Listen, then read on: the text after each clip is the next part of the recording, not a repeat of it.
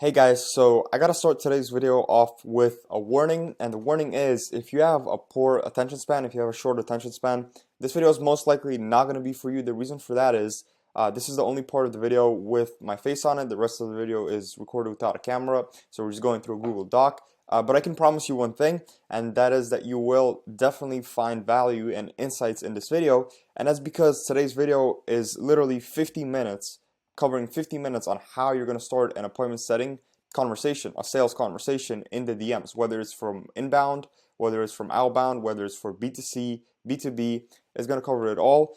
Because starting the sales conversation, basically like the sales conversation, the starting point of the sales conversation when you're setting, either for your own business or you're working for someone else as an appointment setter, that is literally their first impression of the brand. That is their first impression of the business. So it's kind of like, you know how, the first impression really dictates what people think about you. The same thing applies in the sales process, right? If you make a bad first impression, even if they reply, that's kind of ruining, that's putting stress on the entire sales process because you didn't start the conversation right. You didn't start the whole sales process right. And they don't perceive you in the way that they should perceive you to successfully book them on a call or later down the line for the closer to successfully close them onto the deal. So yeah, that's what the entire video is going to be about. I would take notes if I were you, or at least pay attention, not be on multiple tabs while they're watching the video, and you'll definitely find some value. Alright, so today I want to run through the first step in booking an appointment. That first step is actually starting a conversation. So there's multiple ways how you start a conversation with prospects or with leads. There's multiple factors that play into it, how you're, like which angle you actually take when you are starting a conversation. Either you're starting the conversation through outbound, so outbound appointment setting, or you're starting the conversation on your end of the conversation when the leads are coming to you, so through inbound appointment setting. There's always these key factors that apply and change the dynamic of how you actually start that conversation to set your whole your whole sales process up for success. Because the start of the conversation, the start of your interaction with the prospect, again, whether it's through inbound or outbound, that's what creates that first impression. It creates the first interaction, and it's really important to the entire sales process because your profile included. So there's two major impressions that the prospect makes of you when you message them or when they message you and you message them back. The first thing and the biggest one is the actual profile, right? So how does your profile look? And we'll cover profile optimization in more detail, but that's the first thing. The second thing is the actual message. So what is your message? If your message to them is trash, if it's bad, if it does not resonate with them, they're not going to reply, or they're just going to reply with very low energy because you're kind of like a stranger. First of all, you're a stranger, and then you're not even relating to them, so they don't even know you. Plus, your messaging doesn't resonate with them. So it's very important to actually start off on the right foot, and take that first step. Make sure that that first step is solid to set yourself up for a solid sales process. Now, with these factors, there is one thing that always applies, no matter what is the factor, no matter what is the niche, no matter if it's B2B, B2C, the conversation on your end, your first message, it could be an acknowledgement, which we will cover in a second here, but your first message always needs to start with a question. So you prompt the prospect to reply. So it needs to be as close as possible to a yes or no question as well to make the prospect's reply effortless.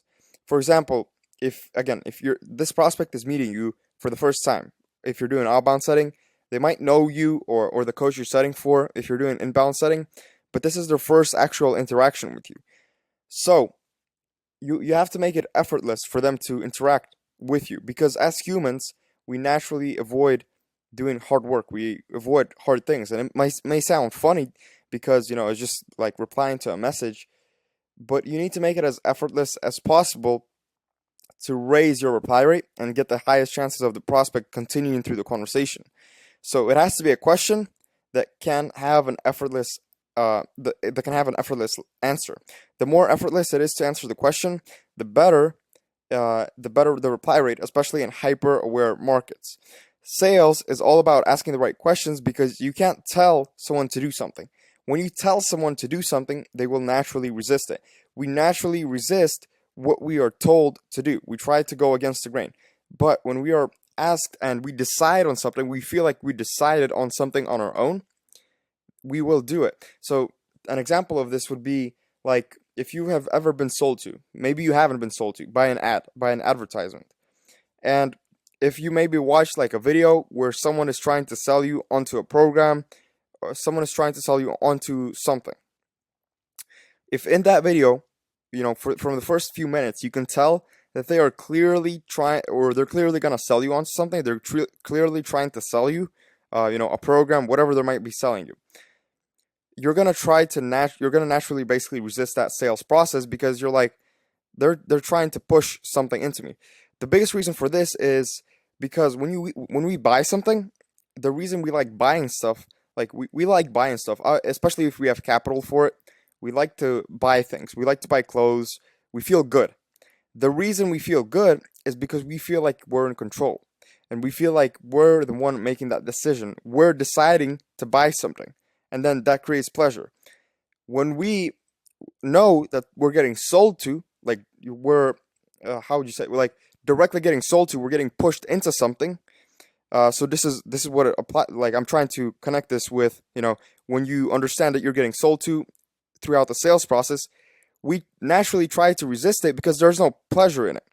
Because it's not us making the decision. We feel like someone else is deciding for us. Someone else is making us buy that thing without our decision. That's why when the sales process is hidden and when the sales process is effortless, it feels like we are deciding. We're the ones basically making a decision, and we're the ones receiving pleasure because we're making the decision to buy. We're in control. And this is just because we're all human and we just naturally resist the sales process, as I said. But when you ask the right questions to either get the prospect to reply and with the right things, or get them to ask you questions back that you want them to ask, because if you ask the right question to someone, they will reply. And like every time you ask a question, at a point, you're going to understand where that's going to angle the conversation. So by this, I mean, like you ask one question one, right? You already know what is going to be the second thing. Like, you already know what they're most likely going to reply. And then you already know what you're going to ask on the next question. Because you understand the sales process and the intricacies. So by asking those right questions, you can either get them to ask you the question you want them to ask so that you can continue the conversation, or you will get them to respond with the things you want them to respond to you with, and then again you have leverage in the conversation that way. You're controlling the entire sales process. Now onto the factors. The factors could be: are you setting in a B2C or a B2B market? Another factor, very important one, is how aware is the actual market that you're setting these appointments in. Also, are the leads you're messaging getting pitched to sold by competitors on the daily, or they... By the market awareness, I mean, like, how often do these leads get sold? Are they getting pitched to and sold by your competitors on a daily basis? Do they not see that many pitches? How often are they getting pushed into something? How often... this doesn't even have to be, I'm not only talking about messaging. So I'm not just saying, like, how often does a competitor of the business you work with message these leads? I'm talking in general, like how many ads per day does this lead see on Instagram that is trying to sell them something? When you're getting advertised to on Instagram, the people advertising are trying to get you to buy something or to sell you something. So how many of those ads does the lead interact with per day? Because that's going to build their awareness, and that's going to numb them down to marketing. They're going to be like, they're trying to market to me from this angle. They're trying to market to me from this angle. These people are running ads to try to sell me. These people are DMing me to try to sell me. So their awareness level matters. It really matters when you're trying to start a conversation with them. Another factor, does your first question need to function as a qualifying question?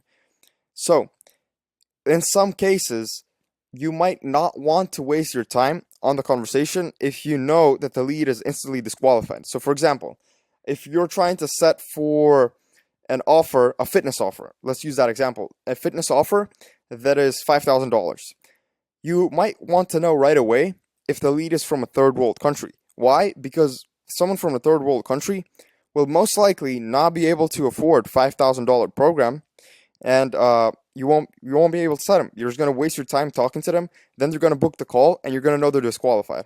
So in some cases, the first question can act as the qualifying question. So when they respond, you're like, oh, okay, this person is qualified. Let's keep talking. Or you're like, oh, okay, this person is not in my target demographic. Let's move on to the next lead. Another factor is the target audience casual or business. So how formal do you need to be throughout the chat with them? So if you're targeting a market that is 15-year-olds to 25-year-olds, the start of the conversation and just the conversation in general, which we're going to get into conversations, holding the conversations in another a separate unit basically. But if it is a more casual market, the actual starter needs to be more casual because it needs to be relatable with the person you're messaging. They need to resonate with the starter. And then if you're messaging people, for example, let's say people who are executives. Let's say you're an appointment setter for a career coach that helps executives get C-level positions. So, CEO, CMO, COO, get like higher positions. Then you will be more professional. You will use more professional language, including in your opener and then throughout the entire conversation. Because if you use casual language, you're talking to like people who are in their late 30s, late 40s. That's not gonna relate to them. They're gonna look at you like a clown, and they won't want to speak with you. Before we cover how each of these factors affects the dynamic when starting a convo through outbound, we need to brief on starting the conversation through inbound. So, launching an inbound conversation. When setting inbound, you don't have to open with an icebreaker. But just like for outbound, you must come in with context and familiarity before anything, because the person could get spooked. The first message with outbound and inbound, it needs to have some familiarity and some context. And I'll explain this here in a second. This only applies with if inbound came through likes or comments, not directly through DMs as well. So if someone messaged you first, because inbound, an inbound lead, again, just to review this, is someone who commented on your business's posts, someone who liked their posts, someone who liked or engaged with their story, who engaged with the story poll, or someone who DM'd the actual business. So they took that first step and DM'd the business. If they DM'd the business, this does not apply. You don't need to build any context or familiarity because they are familiar enough with the business and they have enough context to actually take that first step and make the move and DM the business. And then, you go from there. But if they're a like, if they're a comment, if they're someone who engaged with the story, you will need to build familiarity and context with them to avoid scaring them away, to avoid spooking them away. Because again, you always have to remember that these people are complete strangers. Maybe they saw an ad, maybe they saw a story, maybe they saw some videos from the page, but they still don't know you on a personal level. So you have to understand that in these interactions, this is the first time they're ever going to have an interaction with you. So you need to build familiarity so they know where you're actually coming from. If they DM'd you, there's no need to break the ice because the person already knows you. So they've been looking at you enough to come to you. But you always start your end of the conversation with a knowledge gap, even if that happens. So if the person comes to you, what do you know that they don't about achieving a specific solution? This creates intrigue and then gets them to talk right away. In some cases, you also might need to qualify. For example, if you're working on an offer that attracts people from all around the world, I kind of mentioned this example that might not have enough finances, you're going to need to qualify. Or if they're in a third world country, there's no point in talking to them. So the first question would be a qualification question like, where are you from? If they answer a third world country, you would basically stop the conversation there and then. You can also open the message. If they engage with likes or comments, you will basically express gratitude for their engagement. And here, this is the part where you build context. And I was explaining this here in the doc, but let's go through it live, basically. So, hey, saw your comment, skill, on my post a few days ago. So you probably saw a few of these two-step posts that gurus do. Maybe you didn't. But what coaches and gurus and just a lot of businesses do is they say, if you want a specific resource, if you want this, comment a specific word, and then we'll reach out to you and we'll send that resource to you. And then this, for example, if the business you're working for is promising to send a resource to these people in return for their comment, this is how the comment would look. Hey, saw your comment skill on my post a few days ago. Are you still interested in the e-guide covering starting as an appointment setter? And as you see, here's the context. This right here, hey, saw your comments, is the context and familiarity. Because if you just said, are you still interested in the e-guide covering starting as an appointment setter? If you didn't say this part, the problem with that is people are like they might know you, but they're like, who is this person? Why are they DMing me? People like right away they start thinking the worst case scenarios. And a lot of these cases, because again, you're a stranger, so you need to create context for familiarity, because that's an instant point of trust. They're like, oh yeah, a few days ago I commented on this person's post. That's why they're DMing me. They have a reason why you're actually messaging them. They know that you're not, some weirdo just reaching out to them. They know that you have pure intentions, right? You have good intentions because they actually commented on the post, so that's why you're reaching out. And most importantly, again, they know the reason you're actually doing this. If there are comments inbound, you would reply to them and tell them that you shot them a DM. So you would comment on, reply to their comments and comment, hey, first name, appreciate your interest. I just messaged you and I hope to hear back from you soon. This is how you would engage with a lead who comments on a post, with an inbound lead who comments on a post. This is how you would start a conversation. You could also say, yo bro, saw you liked my post a few days back. You seem interested in business. Have you had a chance to start on your own yet? This isn't the case if a lead likes a post. This is how you would start. But again, both of these openers start with context by mentioning where you actually found them from. So where did you even get them? Where did you find them? Why are you even reaching out to them? This way, they see you instantly as someone familiar. They see you as a familiar figure. They don't see you as a stranger. That's why context and familiarity is so important. But at this point, they still lack knowledge gaps, which apply to both inbound and outbound appointment setting. So let's actually brief on what knowledge gaps are so you understand. So let's say you're walking at midnight down a dark street, right? And you hear a branch break behind you, or you hear footsteps behind you. That's a better example. You hear footsteps walking behind you. There are 3 levels of the brain.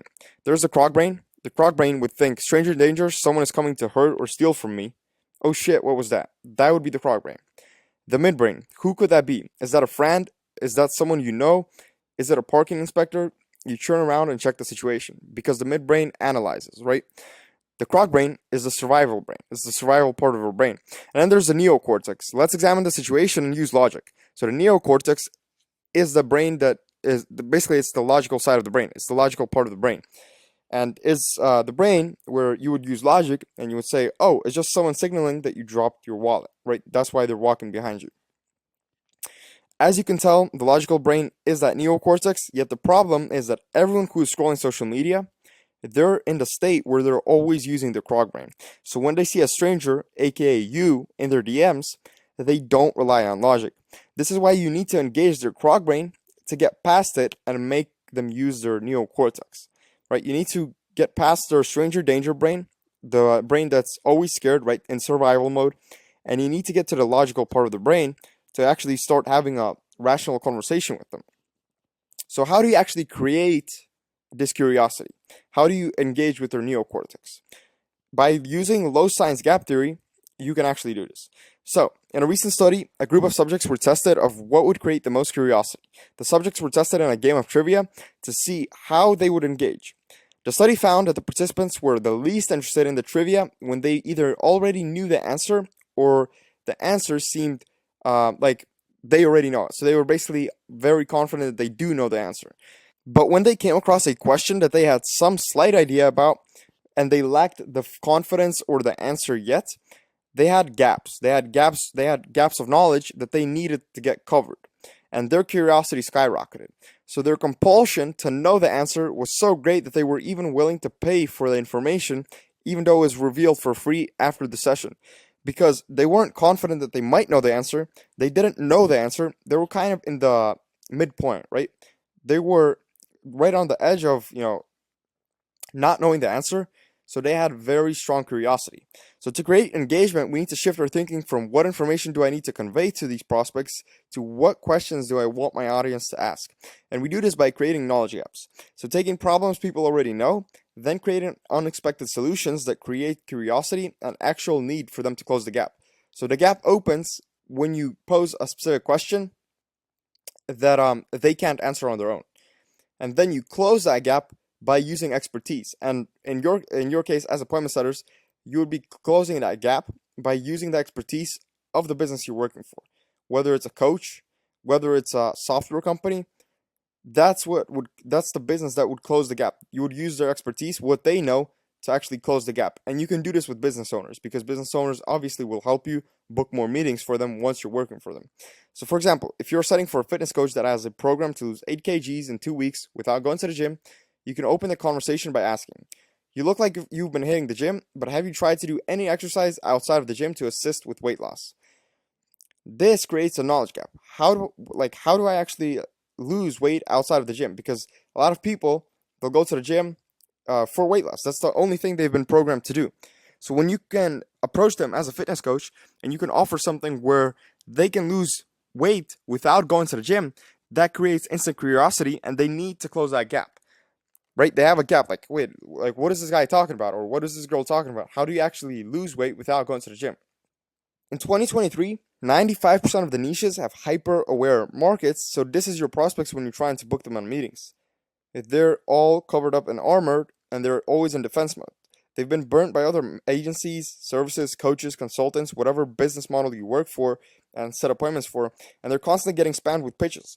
And again, this doesn't just mean that they're getting messages from competitors. This could mean that, but this could also mean that they're getting ads on YouTube, on Facebook, on Instagram. Every single day, every single hour, they see an ad where they're getting pitched, where they're getting sold something.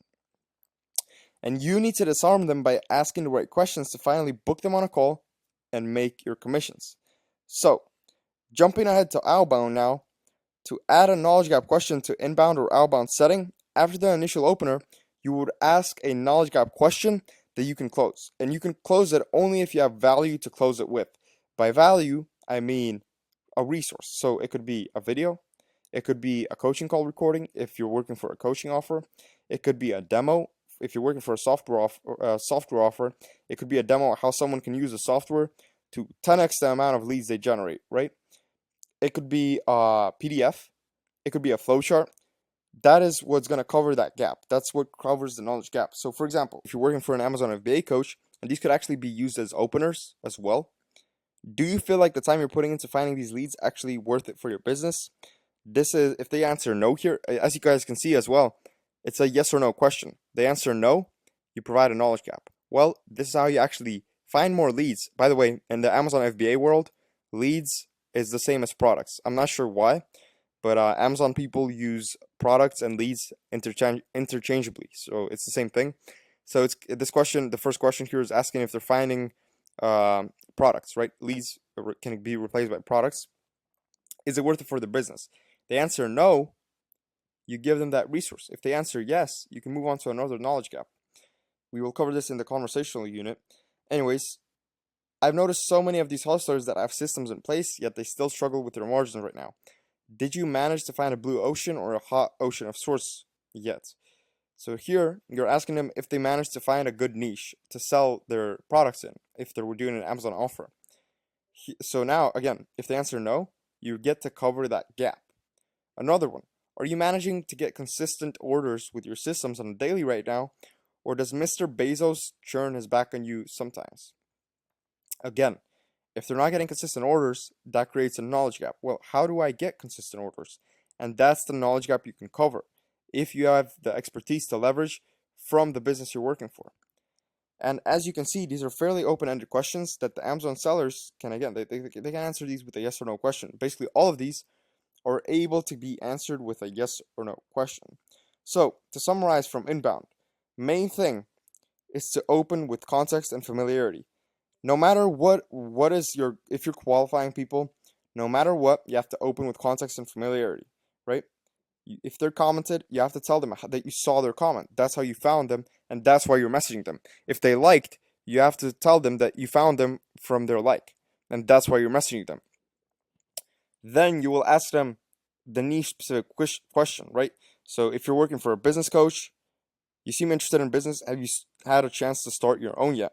If you're working for an appointment setting coach, are you still interested in the e-guide covering starting as an appointment setting, or as an appointment setter? If you're working, if you're doing inbound for inbound comments, if they DM'd you, you would use a knowledge gap right away because they already started the conversation.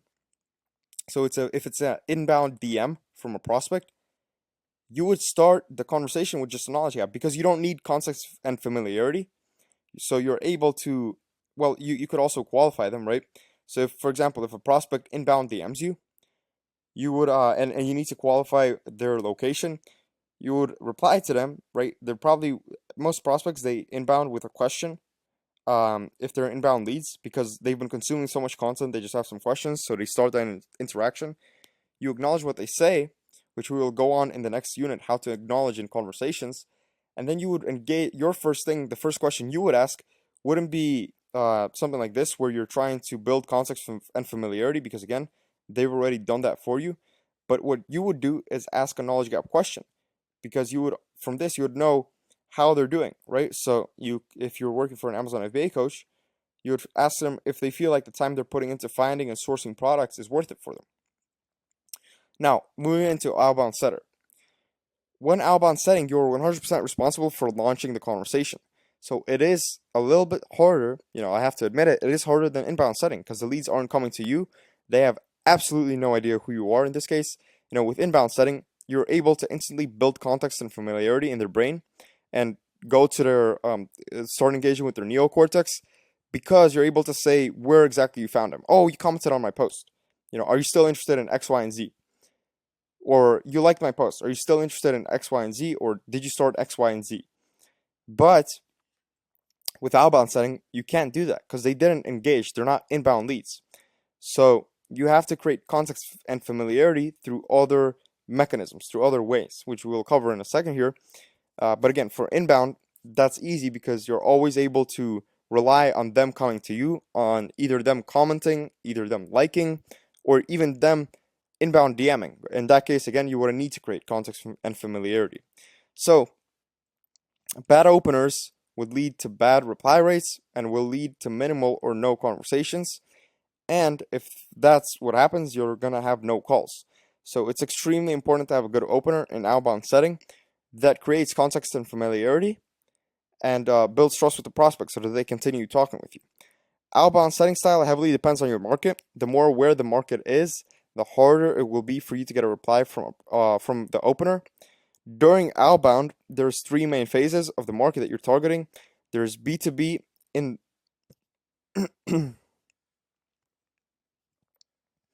when doing outbound setting, there's three main phases of the market that you're going to be targeting. You can be in the B2B market, you can be in the B2C market, and these phases are basically in both B2B and B2C.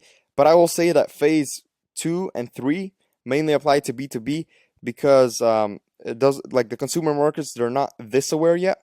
They're not this aware of the selling processes yet. As you remember, I told you, if you're aware of a selling process, you're going to try to resist it. And that's what happens in B2B markets because, for example, coaches get spammed daily, not only with messages from people who are trying to sell them services from like agencies, but they're also spammed with ads. And in the ads, it's also agencies trying to sell them. So these people are extremely aware, so they're aware of the sales process, and they naturally just try to resist it. So that's basically phase 3. We're going to cover that in a second here.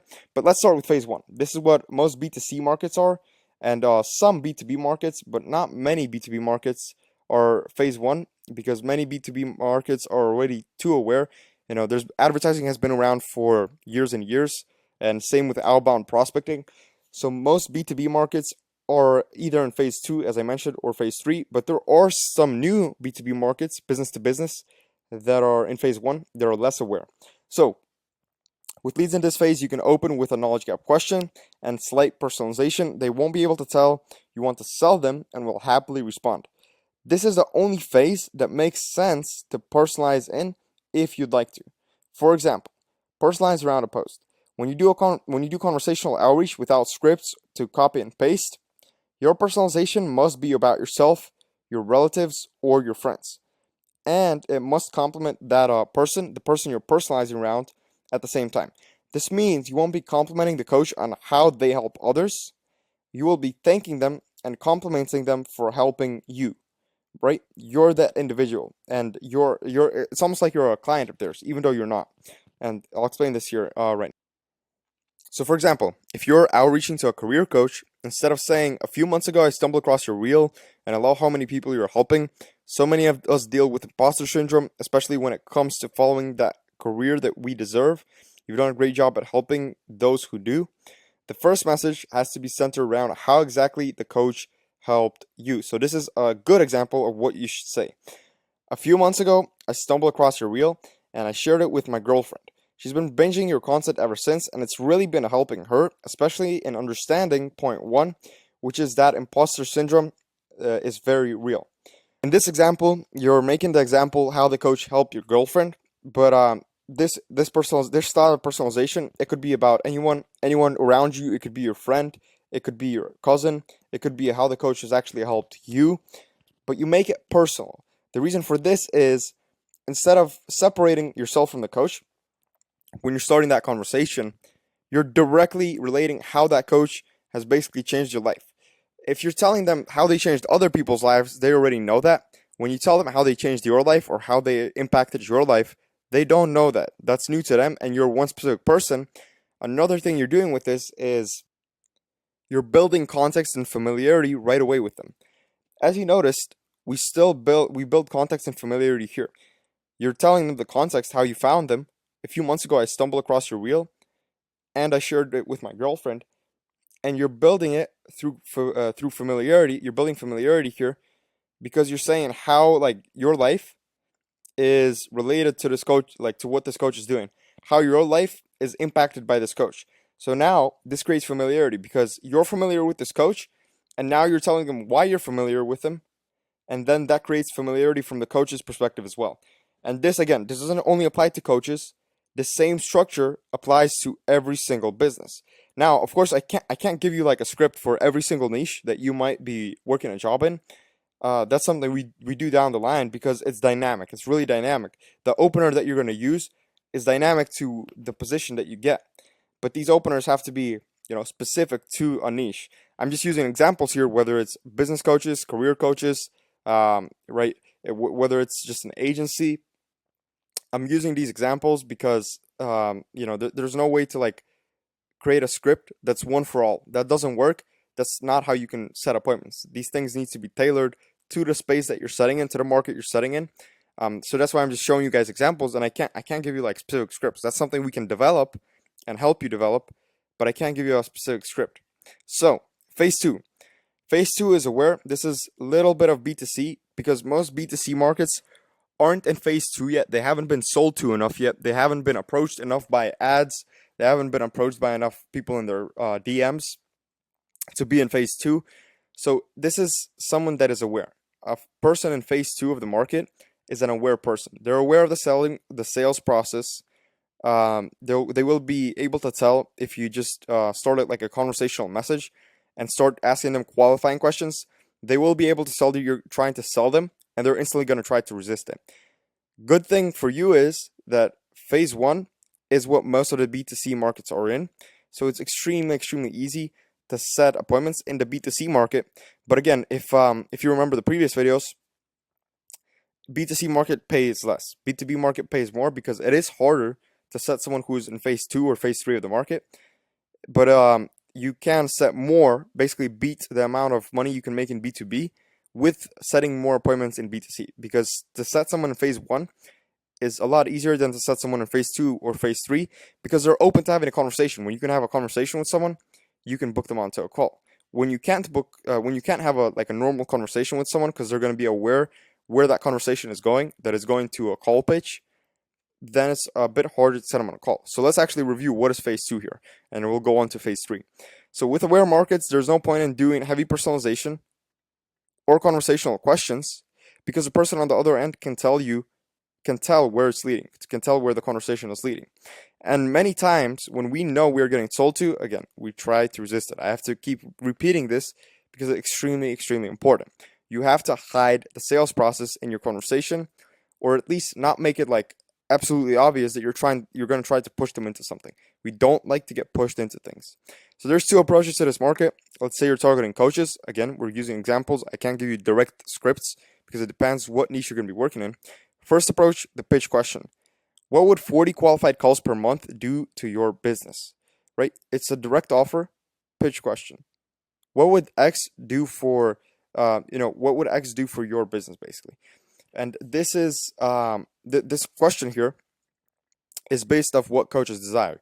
Coaches desire more calls because more calls for coaches is more clients. So we're asking them a pitch, right? We're basically pitching them indirectly with a question.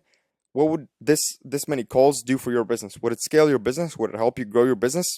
Or how would it make you feel if you could attract 5 high-ticket clients by the end of this month without lifting a finger? Right? Again, we're indirectly pitching them with a question here. 5 high-ticket clients. Coaches, high-ticket clients in coaches' eyes, that's between $3,000 and $10,000. 5 of them, right? In the next by the end of this month. We're asking them how would that make them feel as well. This is important here because what we feel and what we think are two different things.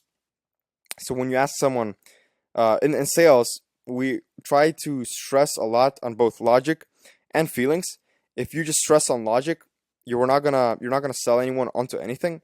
Same goes if you just stress on feelings, but you have to basically use them both to sell the prospect. So here we're asking them how would it make them feel? Like how would it make them feel if they made $20,000 by the end of this month? Because that's what high ticket is, right? It's a high ticket program, and selling 5 high ticket programs, that's gonna be between $20,000 and $50,000 for a coach.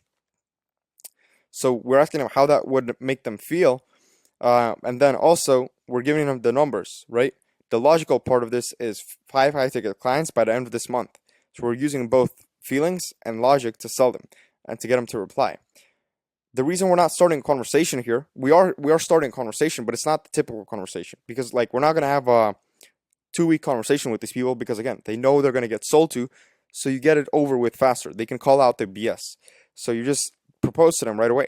The second approach is just a direct pitch, not a question. You're not even starting a conversation, you're just pitching them. So for example, hi, first name, personalization on how you found this coach. As I said, it's best to do personalization in phase 1, but it can also apply to phase 2 if you if you're using direct pitches, basically. Because with openers like this, there's no point to do a direct pitch, there's no point to do personalization because you're just asking them a question and you can spam these out. But if you're doing direct pitches like this, you're not asking them a question, so you need to create context and familiarity. So personalization on how you found them, right? That's context and familiarity. And then this also builds familiarity. Saw that you have been dishing out some dope organic content, so I thought I should reach out.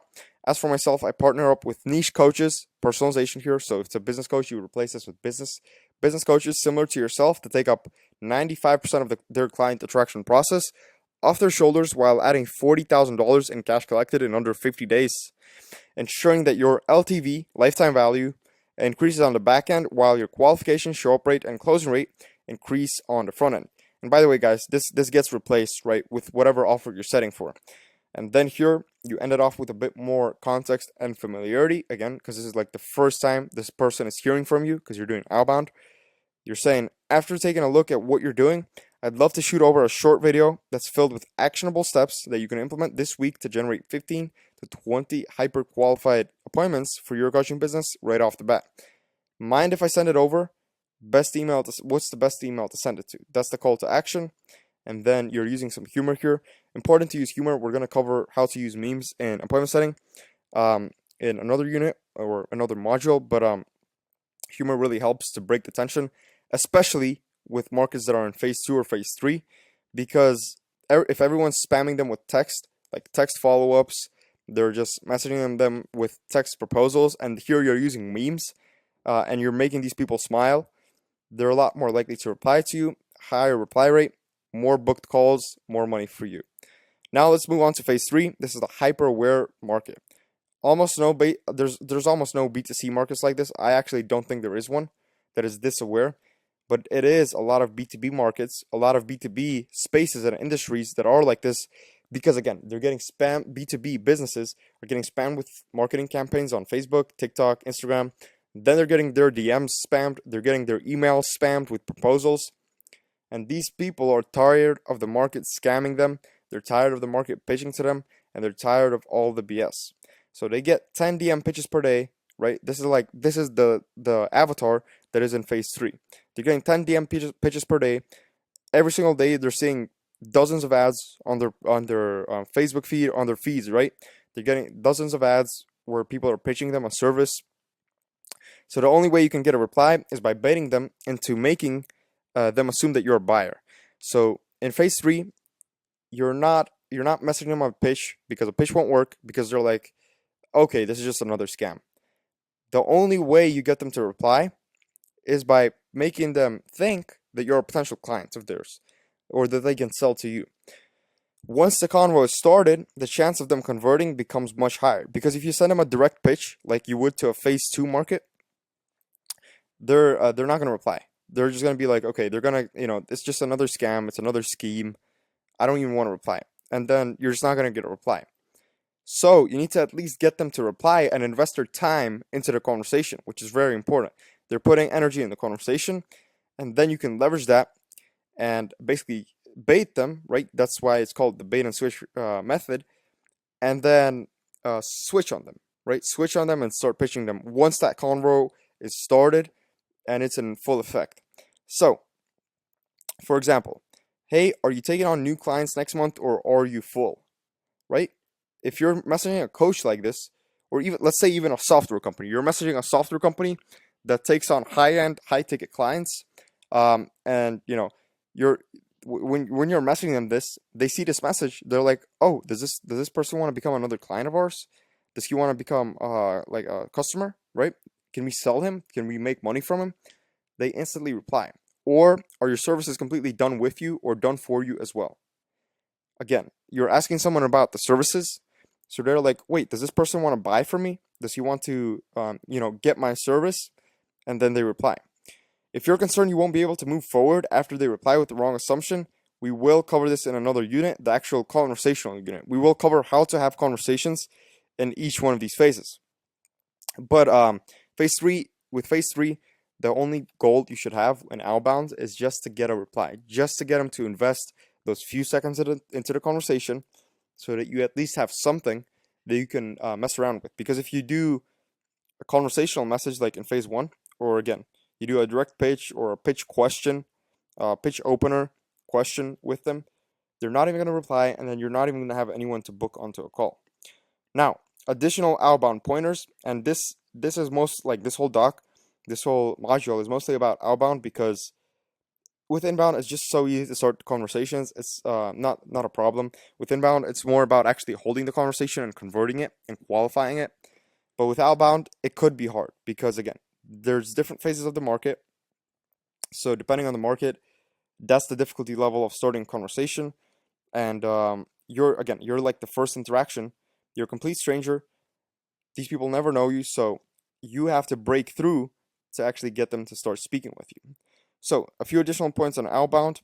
Should you personalize your openers? What is personalization as referred to by many, right? I have to define personalization for you. Personalization is writing out specific compliments to the lead you are messaging. So, like a fitness coach example. Hey Jenny, just went through the testimonials of your ATC 8-week program, and I gotta say the transformations you're having are incredible. It's amazing to see someone genuine who helps overweight women love themselves again. So, if I'm sending this to a coach, to Coach Jenny, only Coach Jenny will understand this message. If I send this to another fitness coach, they're not going to make sense of it, because it's so personalized that only one person understands it, right? The compliment is hyper specific. That's what personalization is. It's being so hyper specific to the one prospect you're reaching out to, or actually each prospect you're reaching out to, that only they will understand it.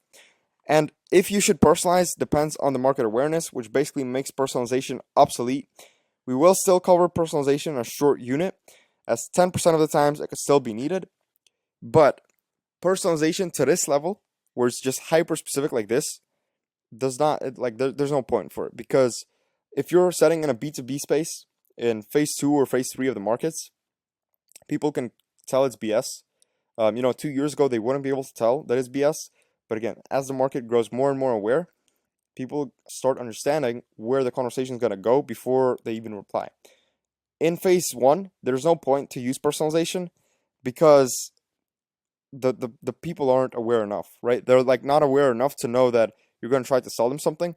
So you would just waste your time on personalizing because you would get a reply either way. If you personalize or you don't personalize, you would still get a reply from them. And yeah, that's basically that for personalization. What you can do with personalization, which we will cover as well, is generalized personalization. So if you're reaching out to, let's say, yoga coaches and movement coaches, both in the fitness industry, right? But let's say you're working with an agency that helps yoga coaches scale the revenue and also helps movement coaches scale the revenue. You would have a generalized personalization that, like a movement coach, if you send a message to a yoga coach, the movement coach wouldn't understand that message. And in reverse, the same thing, right? If you send a message to a movement coach, or let me say movement coaches, yoga coaches wouldn't understand that message. That's called generalized personalization. That's something you still should use. And that's pretty simple, but we will still cover it just to show you an example of generalized personalization. This would count as generalized personalization because this opener, it's mentioning leads. So if we're messaging qualified leads who are interested in Amazon FBA, only leads who are in Amazon FBA would understand this message. If you're messaging like a fitness lead or like a fitness prospect, right? Someone who's interested in fitness and doesn't do any Amazon FBA, they wouldn't understand what you're even talking about here.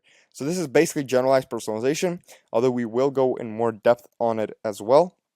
Now I have to say, I'm not eliminating small personalization to personalize small variables like the first name or the name of the coaching program if you're messaging coaches, or the niche that they're operating in. Some smaller dynamic variables are still required, right? Like first name. Yeah, if you're saying, hey, love to see the content you're posting, it would be better if you said, hey, first name. So if the name is, let's say John, hey John, love to see the content you're posting. That instantly feels more personalized, and you're like you're addressing that person directly, not like you're mass, spamming out that message to multiple people at a time. I already covered this where I talk about, the fact that there's no point to personalize in B2C markets or in phase 1 markets, but there is also no point to personalize in a lot of the phase 2 and phase 3 markets because they can tell that it's it's not real, that you're gonna pitch them either way.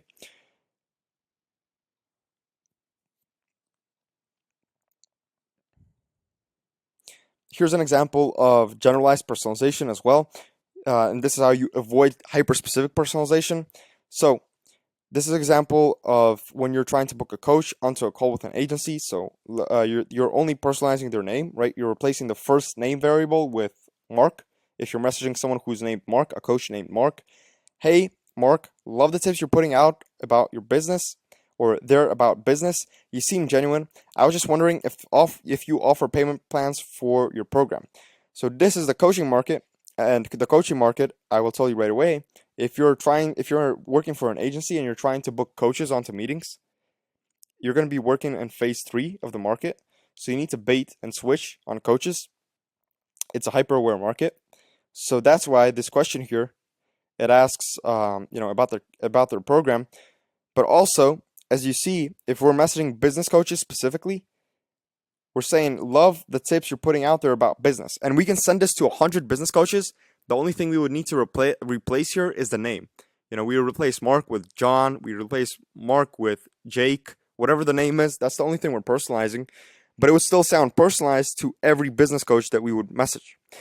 And next, I want to cover commenting under posts. This is also applying to starting a sales conversation. This is what raises reply rates. So engaging with content, liking or commenting when sending a DM does directly lead to a higher reply rate, but it's not something that you should always do. In the B2C, B2B markets, liking posts is alright. If you like 3 posts, they will see you in their notifications and get a positive reinforcement. Then they will see you in their DMs and they are more likely to reply. This is because, for example, let's say you're engaging with their whole page. You like 3 posts. This is, by the way, a good rule to follow. You like 3 posts. You send them an emoji reaction to their story. You like their story. You comment on their post. That's 6 separate notifications.